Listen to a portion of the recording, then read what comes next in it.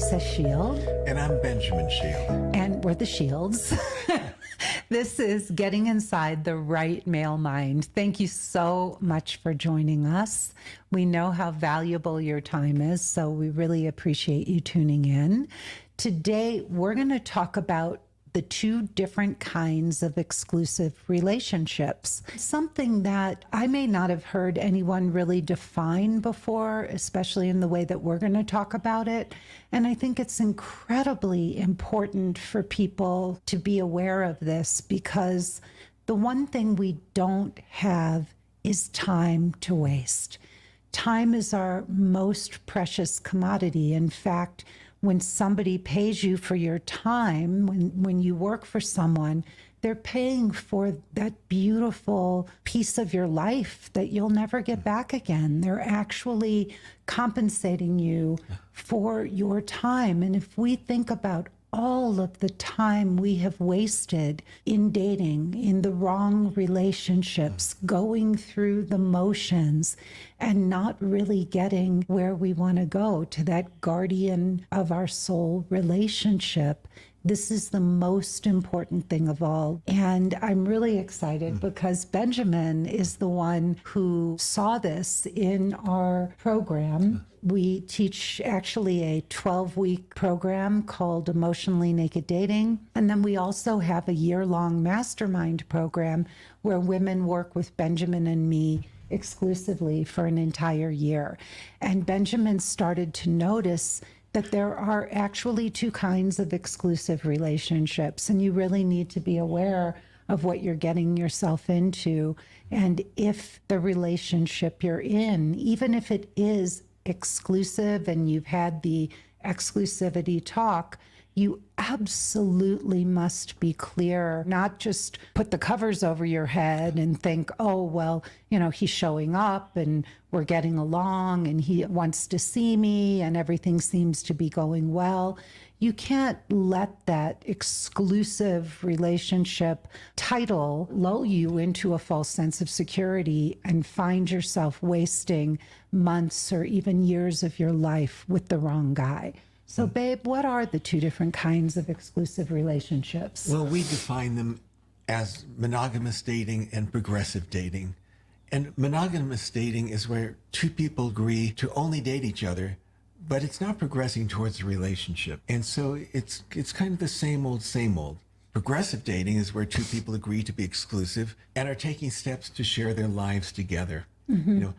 I visualize it as monogamous dating would be going from date to date to date with each other, but it's like two separate lives, two parallel lines that aren't converging.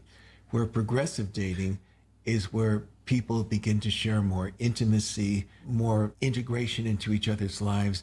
And instead of two parallel lines, they're two lines that are converging. Right. It's a beautiful image, babe. It's a beautiful image. And let's talk about this. As I just want to say that as you were saying that, I can think of several of my clients who have been in relationships like that. In fact, I had one client, her boyfriend worked for his family and she dated him for quite a while and really felt like, oh, this is going great. And we see each other, we spend time together and all.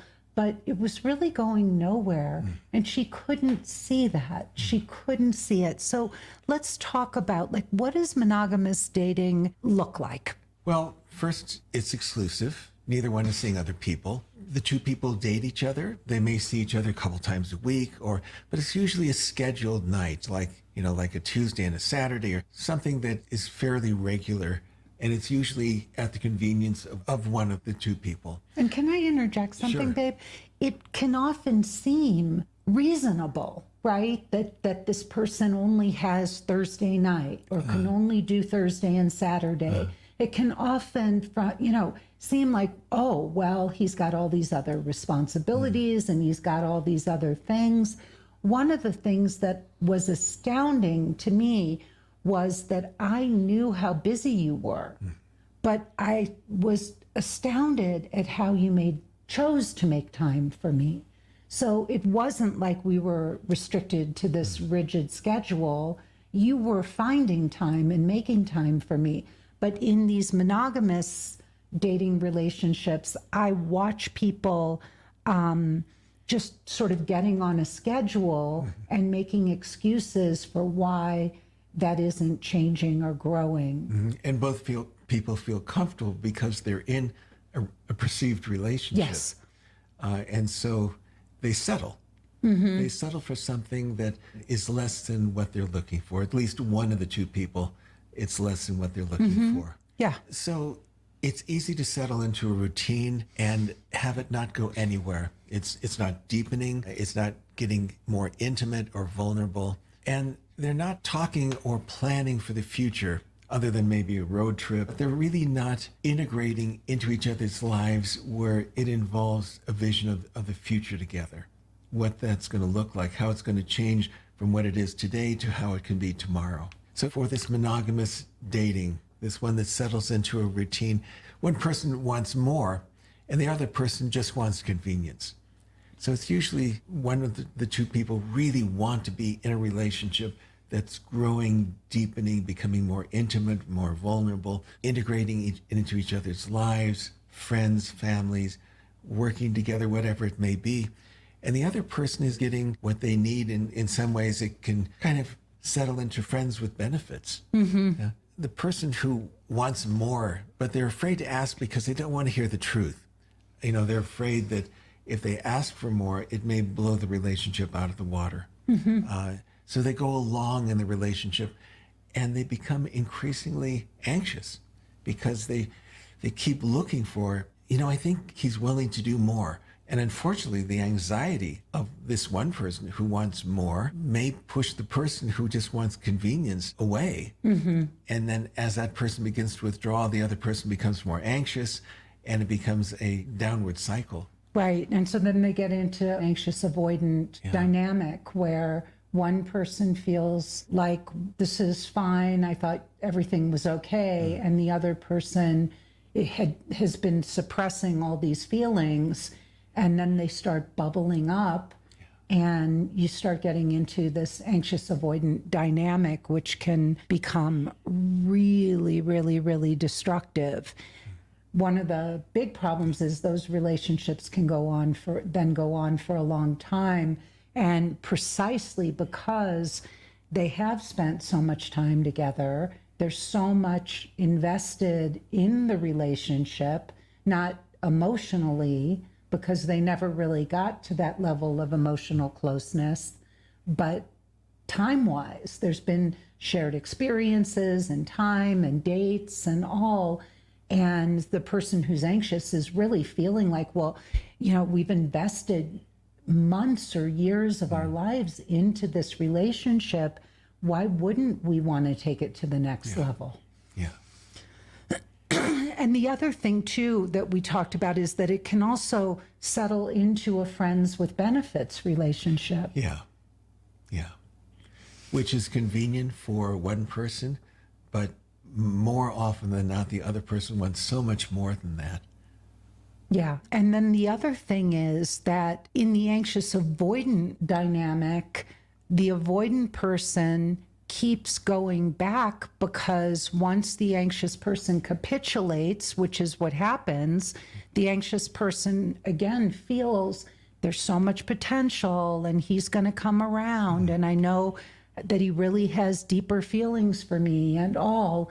And so once the anxious person capitulates, the avoidant thinks that the anxious partner has come back because they've accepted the terms of the relationship. And so then it starts up again until the cycle plays out another time and another time and another time.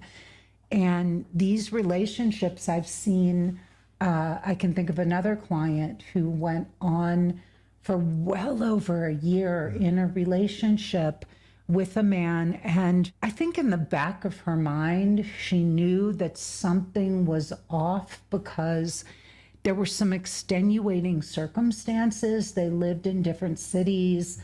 And so because of that, they would see each other relatively, they could only do on weekends and so forth. But the problem was that she still could sense that there was an underlying lack of desire or commitment on his part to want to figure out a way to deal with the distance and to bring their lives closer and to talk about that. And here's the thing, something like distance can seem like a very viable excuse, but in the end, for two people to bring their lives together, they are going to have to find a way to work with that. And there has to be a willingness on both sides to work together to figure that out. And then what happened was she had something catastrophic happen in her life, and he just wasn't there for her emotionally. Yeah. And he really said, I can't do this. I can't be there, after she had spent a year or a year and a half in this relationship, you know, accommodating the distance and everything. So that was monogamous dating. And you have to be very, very, very careful when you're in a situation like that. There has to be forward movement. So to give a converse scenario to that, Mike. Well, just adding to that, if I may for a moment, often people mistake the time invested with deepening emotional vulnerability and integration into each other's lives. So just building on something that you said, that they've invested so much time, they think that there's got to be something there because they have shared experiences, but the shared experiences are activities. Yeah. I was writing over the weekend, and I shared with you that when I was thinking about my marriage, and I was with my ex-husband for a total of 13 years, we were never partners. Did we have fun together? Sure. Did we get married? Yeah, we did. But we never partnered. We never were partners. We were never working towards similar goals and dreams and, you know, sitting down and talking about our financial future, where we were headed in life, the things we wanted from life. We never did any of that. In fact, the conversations that you did have about finances were repetitive. So often with monogamous dating, that the conversations that seem deep are just ones that occur again and again and again without any change, without any resolution. Well, and what I think one of the things that we were talking about earlier before we started the podcast was that one of the biggest issues in relationship is that it can feel like there's all this passion and emotion and intensity, but it's not connected. It's like one person is begging the other person for connection, for a connection that isn't happening. And it feels intense, it feels emotional, it feels like connection, but it's really disconnection. And I just have that stark image in my mind of those two parallel lines that are never actually coming together. And you don't have two people who are really progressing. One person in a monogamous dating situation is just getting his or her needs met.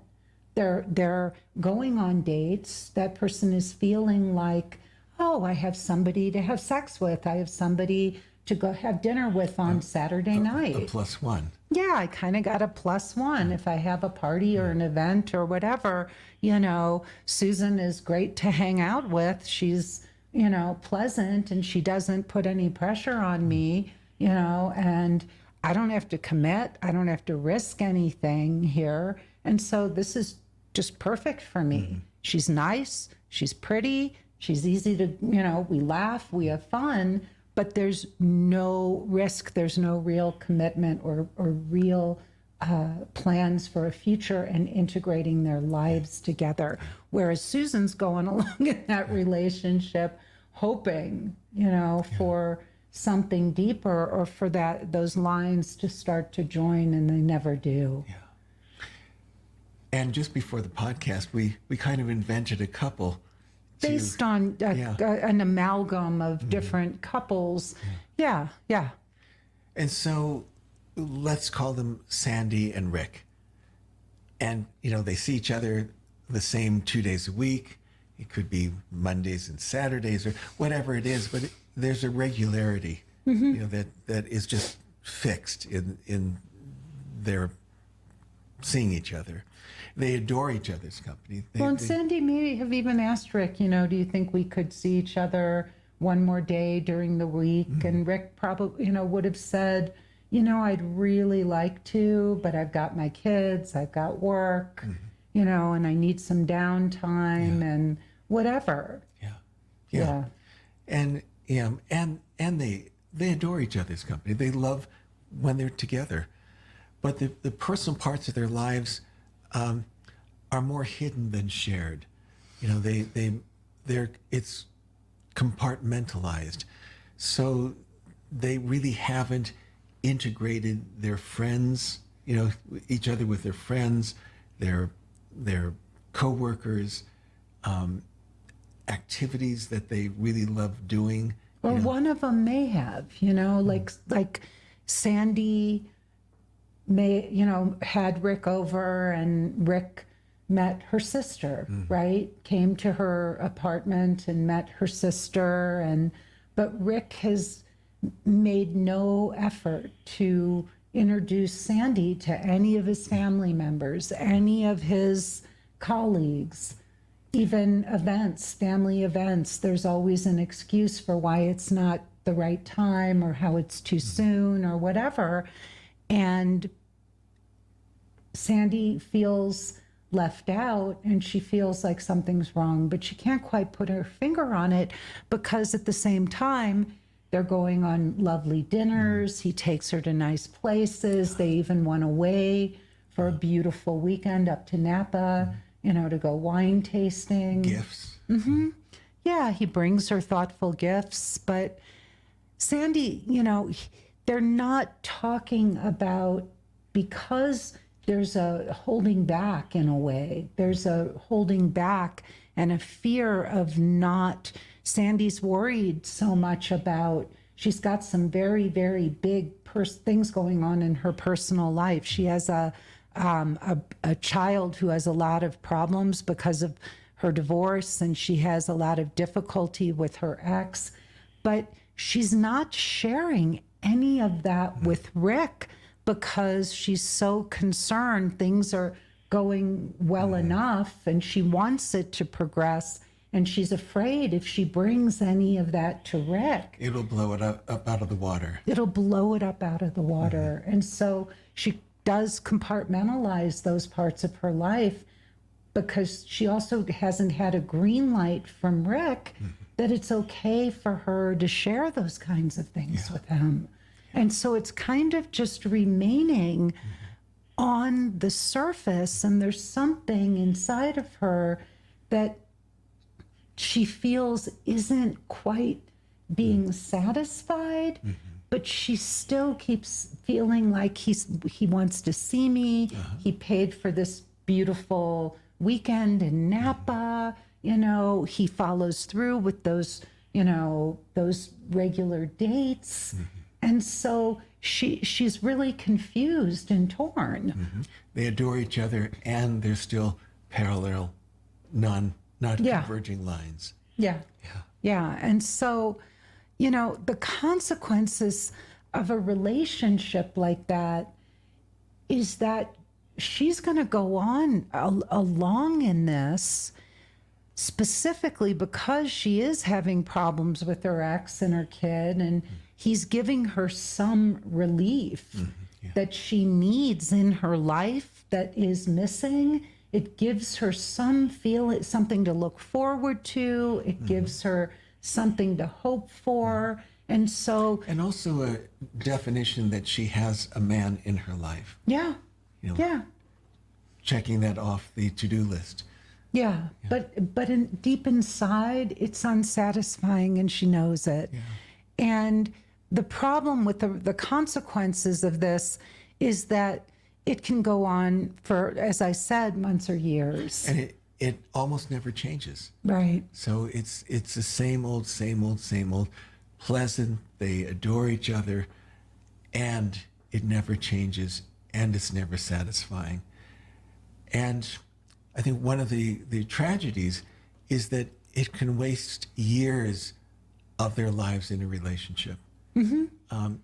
And it would be particularly tragic if the woman was of childbearing age, Right. wanted children, and has wasted this time with someone who has no concept of a future of a merging future together other than what it is and what it continues to be, this monogamous dating of the same old, same old. Well, and also, if I can add to that, with a man who will give seemingly good answers for why now is not the time, right now isn't the time to talk about kids. Yes, I want kids, or in some undetermined future, but he will give all kind, when I get this, this promotion, or, a few months from now, let's talk about it. But it's always like somewhere off in the future, and it's never something that he wants to talk about or plan for now. Yeah. Yeah. Yeah. And the tragedy also being in this monogamous dating, this same old, same old, same old, it keeps the anxious person, the person who wants more in the relationship, from finding what we call the guardian of her soul. Someone who really sees them together, is a guardian and a nurturer of her soul and the soul's growth. So the monogamous dating isn't so much about supporting each other's growth, but being there for each other in the present moment at that superficial level. She gets stuck in this B-level relationship, hoping for something she'll never get. Mm-hmm.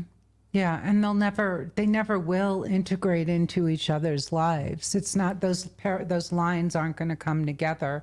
My image is kind of this feeling of somebody kind of always holding you, with their hand out, holding Right. you, that you can only come so close. Yeah. Whereas somebody who would be open, it would be like, there's just come closer. And again, I really want to emphasize, because of the passion, once they get into that anxious avoidant dynamic, if it keeps going on, because of the passion and the intensity of a relationship like this, they think that there is a connection when there really isn't one. When what's really happening is that the passion and the intensity they're feeling is really fear and desperation. And because there's no connection and the avoidant just withdraws more and more, the anxious person is just there pleading for something that he can never give. Yeah. But it feels like a connection because there's so much emotional intensity. Yeah. But it's not. And time invested. But what it really is, all that passion and intensity is really just fear and desperation. Yeah. And disconnection. Yeah. So let's talk about what it looks like to be in a progressive relationship where you have a committed, an exclusive relationship where two people are progressing and both people are wanting a connection in a relationship. Yeah, they're thinking about the future, thinking about integrating each other into each other's lives, and in every aspect of their lives. And they're getting emotionally naked with one another. They're saying, I love you. That's another one, Yeah. That's a big one in a disconnected, Yeah, one of the two people, often the guy, is, that the woman is waiting for him to say, I love you. Yeah. And she knows that he loves her, but he can't say the words. Or she thinks he loves her, but maybe he really isn't saying the words because he's really not in love with her. And she keeps telling herself, oh, but he's doing all these wonderful things for me. He keeps showing up. We spend time together. We have great sex. He must love me, and he's just not saying it. But maybe he's not saying it because he's not in love. Well, let's look at what a progressive relationship can look like. So Deborah and Mark, let's talk about our couple, Deborah and Mark, who is these are based on conglomerate, like amalgams of real clients, but. And many over the years, they find themselves growing emotionally closer with time. And they want to reveal more and more about their personal life so that their partner can know them. Yeah, and they naturally want to spend more time together and make time for each other no matter how busy they are. So we have one couple where they really do live about an hour, 45 minutes to an hour apart from each other in a big metropolitan area. And they are so sweet together that they actually spend an hour or more a night on Zoom together. Every single night, and they play guitar and they talk and they read poetry and they read books together, but they actually carve out that time. And both of these people, are extremely high level, busy professional people. And it's not just time. They're connecting. They're creating a deeper sense of intimacy, vulnerability, what we call emotional nakedness. It's the sweetest thing in the world, But they feel like a priority in each other's lives. They constantly do things to show one another that they are a priority. And they're constantly doing thoughtful things and show that they're looking out for each other and want to take care of each other. Like, for example, this was so sweet. We were recording this on Father's Day, and she had bought his son a gift so that the son can give the gift to the father on Father's Day. Yeah, like a card, she bought bought him a card, and then bought a gift for the son to give to his father. The son is 12 years old. It was like, what an incredibly sweet thing to do. And it's not like how long have they been together, babe? 8 months now? Yeah, and just the idea that she would do that. This isn't her kid. The little boy has a mother, but if the nuclear family had been together, the mother probably would have bought something for the son to give. But she did that, which I just think is like beyond sweet, beyond sweet. So they look out for each other. They take care of each other. Our client's partner wants her to have a top-notch medical doctor, primary care physician. And so he was actually searching and looking for primary care physicians for her.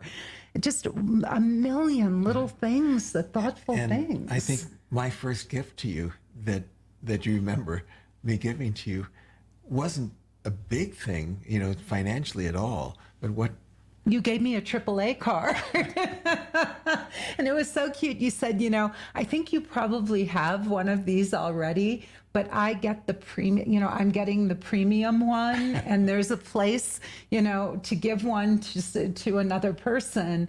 And so I just put you there, just in case. And I was just like, oh my God, nobody's ever done something like that for me.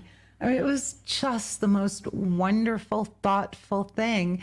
And I saw the love. I saw how you were taking care of me. Just like I'm going to pat your hair down. Ah! There you go. Perfect. And that was early in our relationship. That was fairly early within the first few months. So Mark and Deborah can't do enough for each other. They just can't. They find so many big and little ways to show that they're thinking about each other, right? And their conversations feel open and emotionally naked. And it's not just a thing like, oh, we can tell each other anything. They really can talk about anything without getting defensive because they know they have each other's best interest at heart. And even when there are issues or things come up, they're so caring and concerned about one another. I remember our client was a little upset with, Deborah was a little upset with Mark, and he bought her tickets to a concert to cheer her up because he knew that something was wrong. And she was so touched that he recognized that she wasn't happy and that he went out of his way to do something really sweet for her. And because there is a genuine excitement about becoming closer and spending more time together, they make conscious choices to integrate their daily lives. It's not like they're relegated to, Monday and Saturday. They make conscious choices, and they find time to be together because that's where they want to be. They want to spend time together, and the more time they spend together, the more time they want to spend together. Yeah, and it's not this constant push-pull where the person that wants more moves forward tentatively. The person who's satisfied with what is feels a little threatened that she wants more than what he's willing to give. And it's kind of a push-pull, as opposed to constantly coming closer together. Mm-hmm. Yeah. So, of course, there's nothing nothing is just 100% perfect, but those are the things you want to look for in a relationship. You want to see that you're taking a step towards him and he's taking a step towards you, not that you're taking a step towards him and then he takes a step, backwards. So there's this feeling of the two of you wanting to come together, wanting to spend more time together, talking about a future together, building towards a life together, and also much more self-disclosure. The talking about, I remember on our fifth date, you shared some very personal things with me intentionally because you wanted me to know these things. You saw the relationship progressing and you knew that you were falling for me.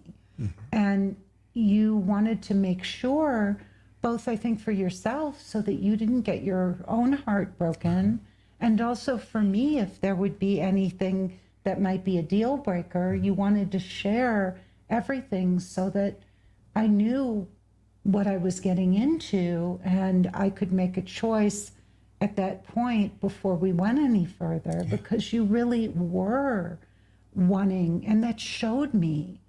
You were demonstrating by sharing these incredibly vulnerable things with me, about yourself, that you were letting me know that you wanted to have a relationship with me, or you wouldn't have opened up in that way. Yeah.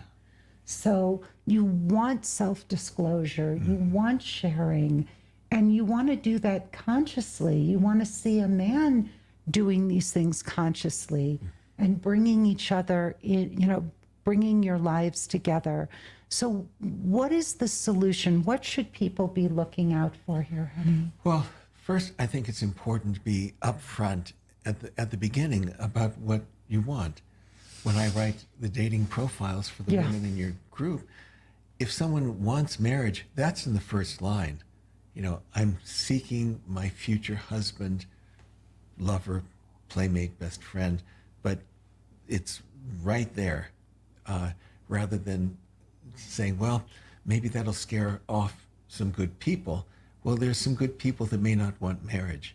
And so it's important that you're both on the same page right at the beginning, that even, if you don't know if you're going to be together, if it's going to be happily ever after, in a long-term relationship, but at least in the very beginning, that you're on the same page, that you're looking for the same thing. Well, and that the word marriage or the word children isn't gonna send him running for the hills, because if it does, or if a man really does have a fear of marriage or a fear of having a family and children, it's better to turn those men off quickly rather than spend time in this sort of monogamous dating situation, hoping that he's going to come around.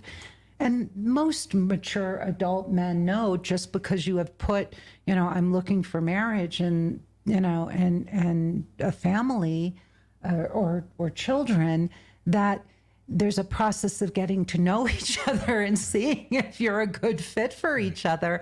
But a mature adult man shouldn't be afraid to hear those words either. Most men know that these are things that most women are looking for. So you don't want to keep going in any relationship without finding out if you're both on the same page and want the same things, right? Yeah. And once you've agreed to be exclusive, which may be after, let's just say, between 6 and 12 weeks, just arbitrarily, 6 and 12 weeks of dating, you need to start to talk about what your future will look like and not be afraid to talk about that. So, it's one thing to say we're exclusive, we're taking our profiles down, we're not seeing other people. And it's something else to say, I'm taking my profile down because I've never met anyone like you. And if the other person feels the same way, that it should begin to talk about, wouldn't it be nice if we could live closer together? Wouldn't it be nice if one day we could share a house together, buy a house together? Wouldn't it be nice if you want children, I want children, that we could share that in our lives? And then see his response or reaction to those things. Does he say, yes, that would be lovely, or I look forward to that too? Does he pull back, look at his body language, watch his responses when those subjects come up? Also, I will tell you, there's lots and lots of guys who want those things and will bring them up to you.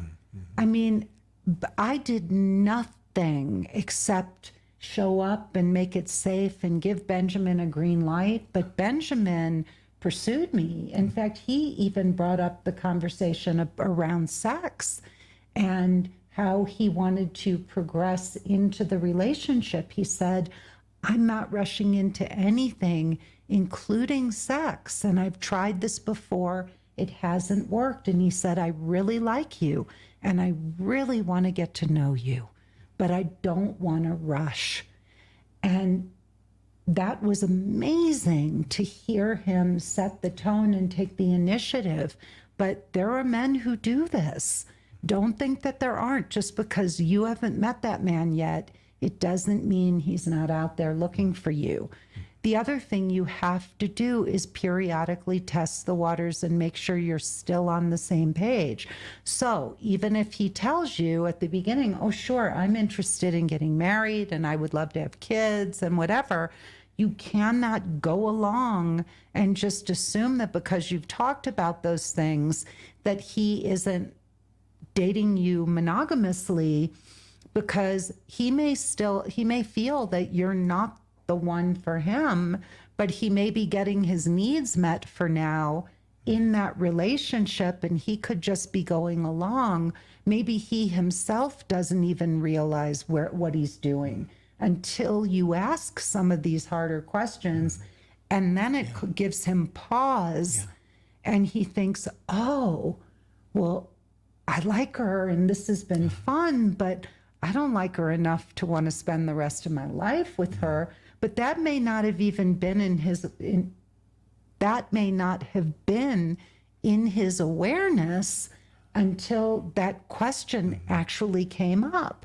So sometimes it's important to bring these things up, bring this stuff to light, and have these conversations, because think about how many of us just go along in something because it seems good. It seems like it's going great. And then we don't ask these harder questions. And then suddenly it's like, oh, well, I don't know if this is what I really want. So you gotta periodically test the waters. Yeah. So you have to see real forward movement. And the two of you actually, of the two of you actually bringing your lives together, and watch to see if your partner keeps promising things, and if he's not delivering, like introducing you to his kids, his colleagues, his friends, family, moving in together, get engaged. If you feel that this isn't happening, this real forward movement, and particularly if the other person is making promises to do this and they're not keeping the promises, particularly after, say, 4 or 6 months, end it. Just end it and don't look back, because it's not going to get any better.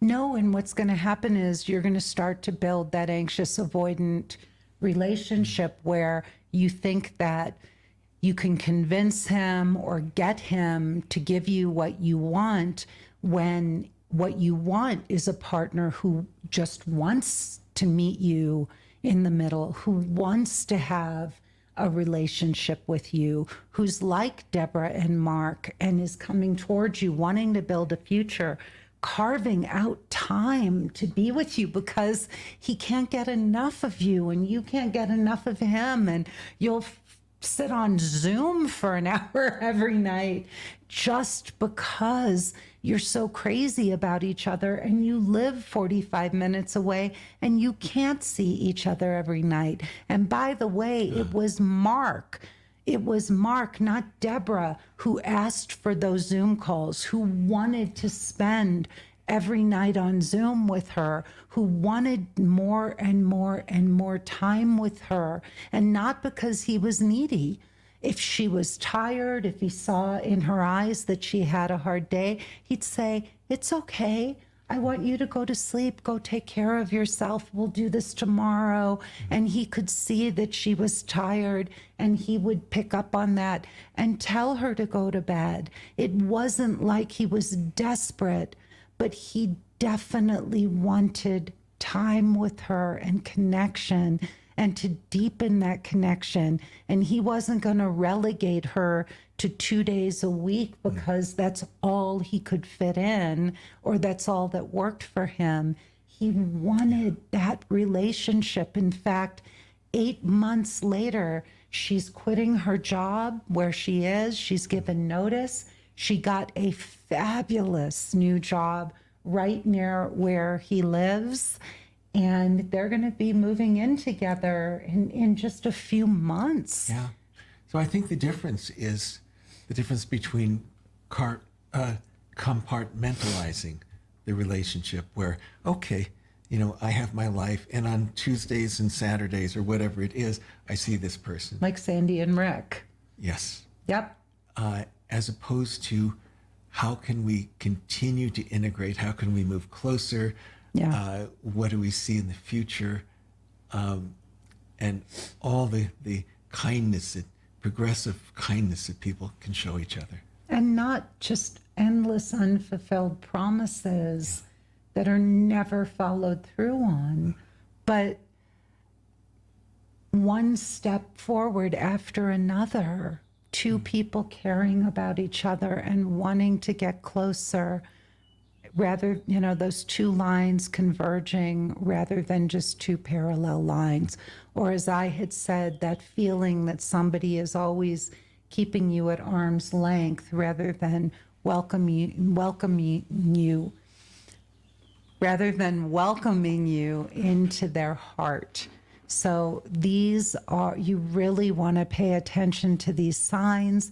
If after 4 or 6 months of dating, you don't really feel like this relationship is progressing, you're not making more time for each other, and it may seem on the surface that there are reasonable reasons why it's not progressing, I'm going to tell you that two people who want to be together, they find a way to be together. Benjamin was incredibly busy. He had a full life. He had a full schedule when we met, as did I, but we found a way. We also lived 45 minutes apart and probably over an hour in Los Angeles traffic.